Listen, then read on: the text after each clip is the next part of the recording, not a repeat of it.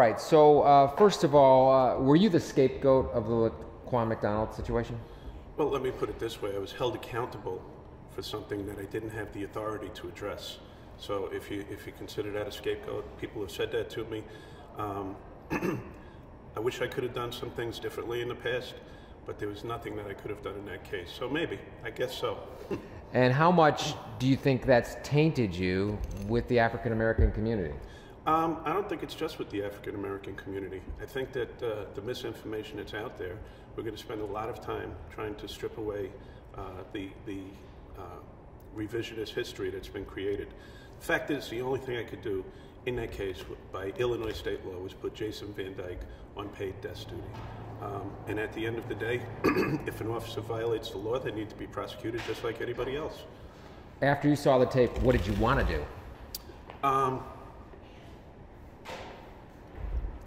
What I wanted to do, I couldn't do. Let's put it that way. I couldn't take an action that was going to change the course of that.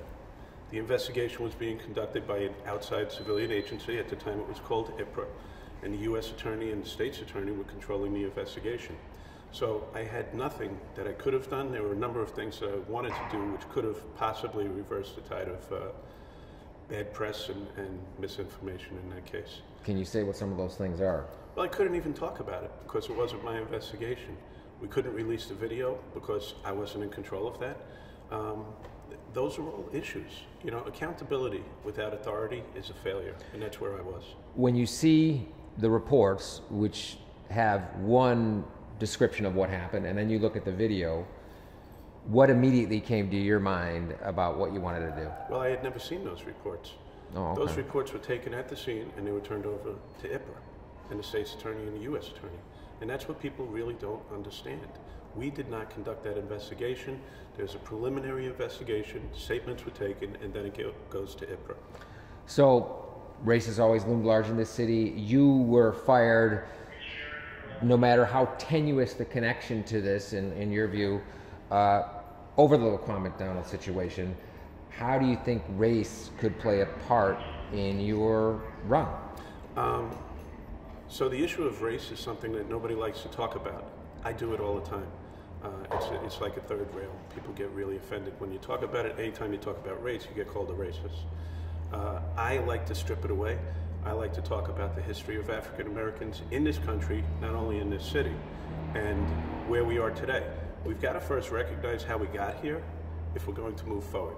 And we've got to have exposure. The polarization that exists in the city has to be changed. And we have to get somebody to bring us together, and that's what I'm going to try and do. Rahm Emanuel is as polarizing as Donald Trump. And we see the same exact pattern here. He's gone through how many staffers, how many people have been fired, and the arrogance of him is just overwhelming. That I'm going to talk about shootings, he's going to talk about Donald Trump. I'm going to talk about the economy and the taxes, he's going to talk about global warming.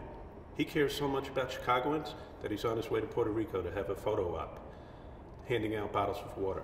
It's unbelievable. He believes that Chicagoans don't see it.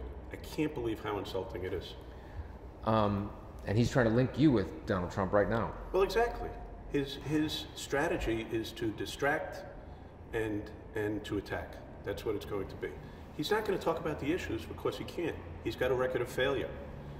What's he going to talk about? How much better things are?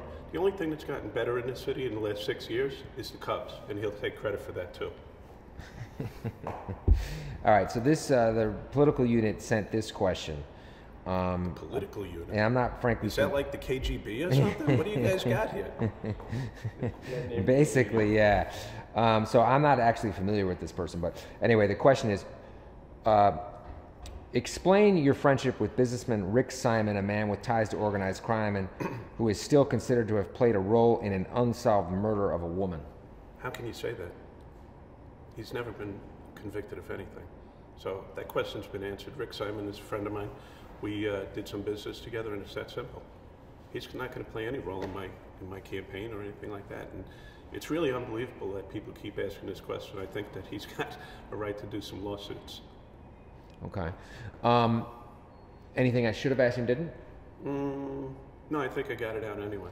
Last question I want to, so to African Americans What would you say to African Americans who might?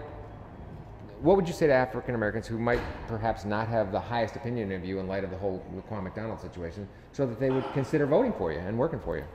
Mike, it's really simple. More than 80% of the murder victims in the city are African American. Murder rate was up 80% in the 2 years since I was fired. So if anybody thinks that's okay, then let's just keep doing what we're doing. If you don't think it's okay, then it's time for change. I think some would say right now there has been some positive changes. Oh, please don't fall for it. Please don't fall for it. Don't tell me that. Because from 2013 to 2014, the murder rate right now is up about 60%. Right now it's up 60%. They had an 80% increase in 2016. Knocking those numbers down is not so hard. And it's also not that significant. So please don't fall for it. Don't do it. All right. You're falling for the rhetoric. I can't believe it. If you keep saying it, it becomes true. And it's not true.